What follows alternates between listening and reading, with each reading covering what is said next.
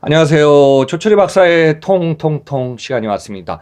자, 오늘은요, 2020년 한국의 유통과 물류 키워드를 제시하고요.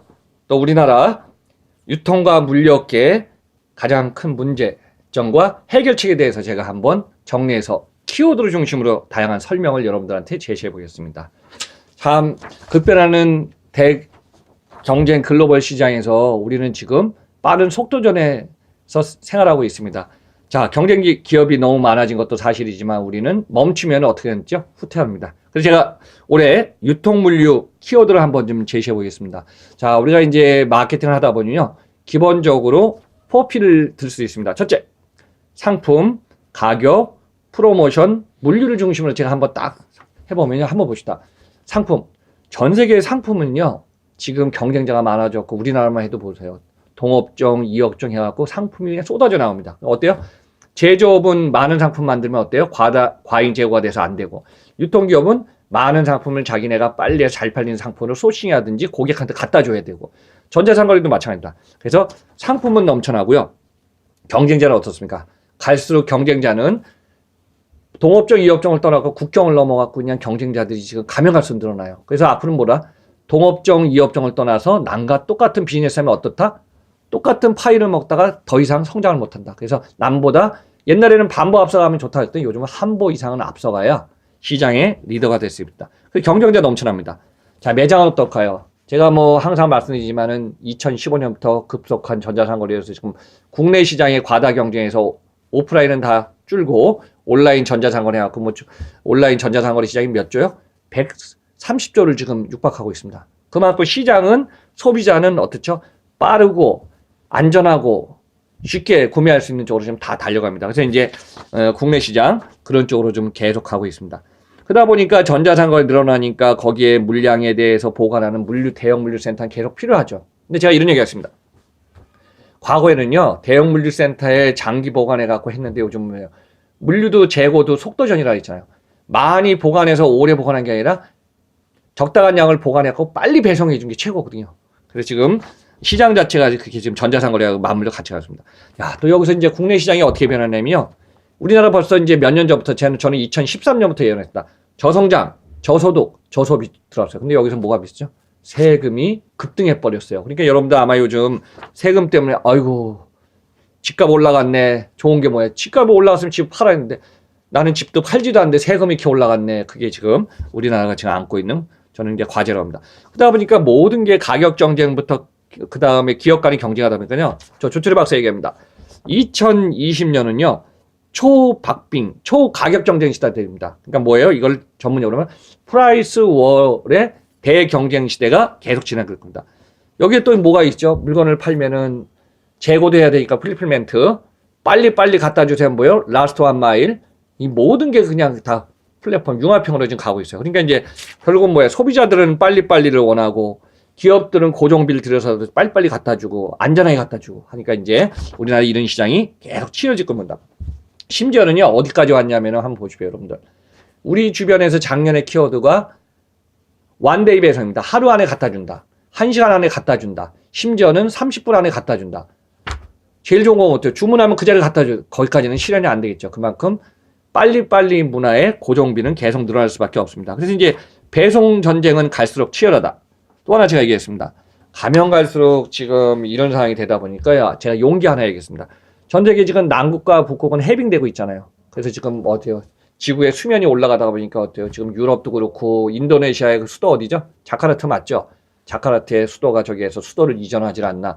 자꾸 가면 갈수록 수면이 높아지고 지구 온난화 때문에 이상기온 때문에 폭우나 집중 오니까 자연재해가 계속 발생하는 상황이 벌어집니다. 그러니까 이 과정에서 우리가 중요한 거는 뭐 친환경 문제도 참 중요해요. 그래서 이제 친환경 문제를 어떻게 해결해야 되냐. 포장은 또 간소해야 되지. 아마 여러분들 이제 얼마 전에 시간이 지나서 우리나라도 용기를 갖다가 이제 구분해서 리사이클 하고 있는데 선진국의 유럽 같은 경우는 아예 용기를 갖다가 아예 친환경 쪽으로 좀 다 바꿨습니다. 그래서 자기가 갖고 다니는 뭐 포터볼 용기를 가서 거기서 마신다든가 아니면 그 용기를 가져가서 예를 들어 물건을 사갖고 거기다 담는다든가 하는 환경 쪽으로 갑니다. 그래서 이제 리사이클, 리유즈, 리폼 이런 쪽이 앞으로 계속 유행될 거예요. 지금 선진국 유럽이 하듯이 한국도 그 시장 쫓아가야 되고요. 여기 중요한 거는 이제 저탄소 배출 문제가 지금 2020년 올해 들어왔습니다. 그래서 탄소 배출권 제도 결국은 친환경에 맞게끔 움직여야 되기 때문에 제가 볼 때는 지난 시간에 제가 자동차 업계를 설명했듯이 자동차 업계 보면요. 전기차하고 연료전지차, 수소차 포함해서 이 차량들이 아마 계속 지금 나올 거예요. 그래서 앞으로 시장은 어떻게 된다? 친환경에 대한 상품, 친환경에 대한 차량, 친환경에 대한 모든 것이 우리 지구 온난화를 포함해서 우리 지구 생태계를 좀 지킵시다 하는 쪽으로 좀 갈 것 같습니다. 그러니까 유통 매장 같은 경우도 고객은 뭐예요? 상관없습니다. 제조업, 유통, 물류. 우리 소비자가 원하는 건 뭐냐? 제조가 물건 만드는 유통이 뭐하든 물류가 뭐 관리를 잘하든 못하든 우리는 필요한 걸 갖다 안전하게 우리가 구매할 수 있게끔 해주십시오. 그러니까 앞으로 가면 갈수록요. 결론은 뭐냐? 고객 중심으로 비즈니스가 다 포커스가 좀 맞춰질 걸로 좀 보고 있습니다. 그래서 이 시장이 계속 가다 보니까요. 여기서 고객은 뭘 원하냐면은 첫째, 편리하고 안전하고 그 기업에 대해서 믿고 생활할 수 있는 거 있죠. 이걸 갖다가 고객은 계속 원합니다. 그러다 보니까 앞으로 시장 어떻게 되죠? 고객이 원하는 걸 갖다가 맞춘다는 것도 쉽지 않지만 기업은 갈수록 이 생태계 문제도 고려하면서 고객이 원하는 상품 또 이게 만들면서 발주하면서 주문하면 그래서 이제 과거 2, 3년 전보다 2020년에는 가면 갈수록 고객을 맞추는 게 더 힘든 시장으로 좀 될 것 같습니다. 이제 물류 같은 경우도 뭐 성과 관리를 도입한다, 생산 효율성 최적화한다 이런 얘기가 있는데요. 대표적으로 여러분들 한번 그 얘기 딱 합시다. 제가 우리나라에서 멀티 캠퍼스에서요, 2019년 지금 이제 방송되고 있습니다. 스마트 물류 유통을 조철희 박사가 찍었어요. 국내 최초로 찍어갖고 지금 이제 방송이 시작되니까 거기 참고하시면 제가 거기서도 케이스 스타디로 이런 얘기했습니다. 전 세계에서 앞서가는 유통이나 물기업들은요, 항상 보면은 자동화, 무인화, 로봇을 도입하고 하고 있습니다. 거기는 뭐예요? 친환경도 돼야 돼요.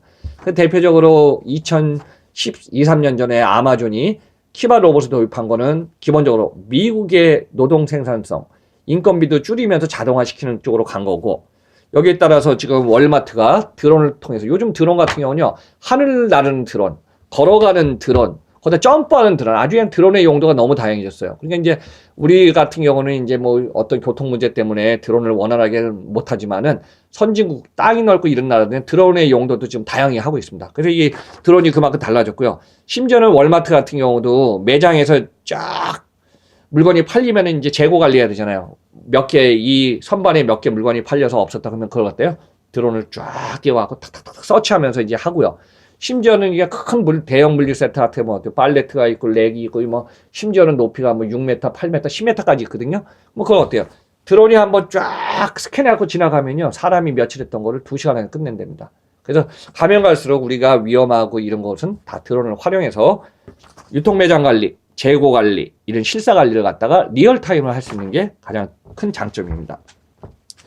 그러니까 심지어는 이제 로봇이 활용돼갖고 어떻게 되냐면요. 이 로봇이 유통 매장에 청소하는 것도 플로어 클리닝 같은 것도 로봇이 다 하고 있습니다. 그래서 이제 대표적으로 미국 같은 경우 월마트에는 사람이 했던 걸 갖다가 로봇이 청소, 클리닝까지 다 해서 앞으로 가면 갈수록 자동적으로 자동화돼서 무인 로봇, 무인 드론 포함해서 이제 앞으로 그런 시장이 계속 가고 있습니다. 그래서 저는 이렇게 하겠습니다. 결론적으로 우리나라도 유통과 물류 분야에서 제가 항상 강조했지만 플랫폼화는 기본이고요. 플랫폼을 구축해서 네트워크를 확산하고 여기 중요한 포인트로 제가 딱 정리하겠습니다. 과거에는 제조, 유통, 물류, 소비하면 어때요?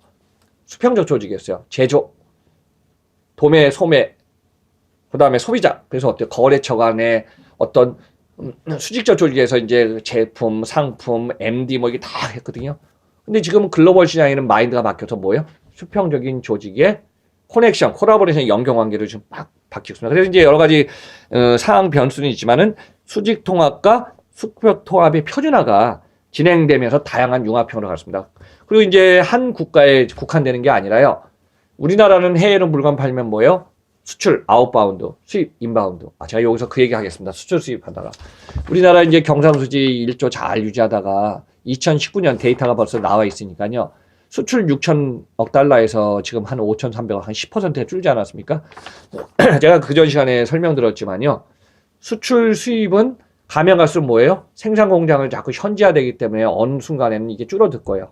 그렇지만은 부가가치가 높고 인건비가 비싸도 할 수 있는 이런 상품들은 어때요? 국내에서 생산해서 수출을 많이 해야 되거든요. 항공화물로 무조건 띄우지만. 근데 이런 부분을 좀 컨트롤하면서 기업이 더 권장하고 그래서 활성화될 수 있는 이런 조치가 좀 필요합니다. 이게 안 되면요. 어차피 당연히 이제 인건비가 싸고 그런 쪽으로 해외로 가 있고 거기다 해외에서 소비가 커지는 이머징 마켓에서 물건을 뿌려주지만은 이 시장 자체가 지금처럼 만약에 하면은 예상했던 대로 올해 2020년 무역 수지 있잖아요. 제가 볼 땐 수출 5,300억 달러 유지하든가 올려도 5,400, 5,500억 유지하면 이제 성공하는 겁니다. 당분간 시황이 좋다 나쁘다가 아니라 우리나라에서 지금 해외로 수출하는 이 부분은 좀 많이 지금 줄어들 걸로 좀 보고 있습니다.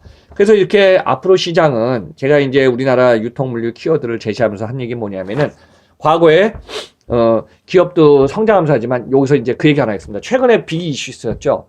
우리나라 배달 문화의 플랫폼이 어디였죠? 배달의 민족.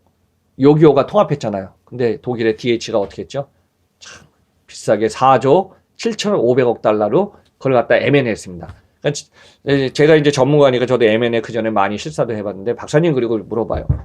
이거 M&A 할 때 가치가 있을까요? 그래서 제가 그랬습니다. 제 개인적으로 국내 도메스틱이 아니라 글로벌 기업들은요. 글로벌 간의 네트워크에 연결이 되기 때문에 국내 1위 기업 우리나라가 이제 뭐 트러스트라든가 이런 게 없으면은 저기니까 마켓시어의 리더 기업은 네트워크를 쳤잖아요. 그럼 네트워크 친 기업에다 뭐예요?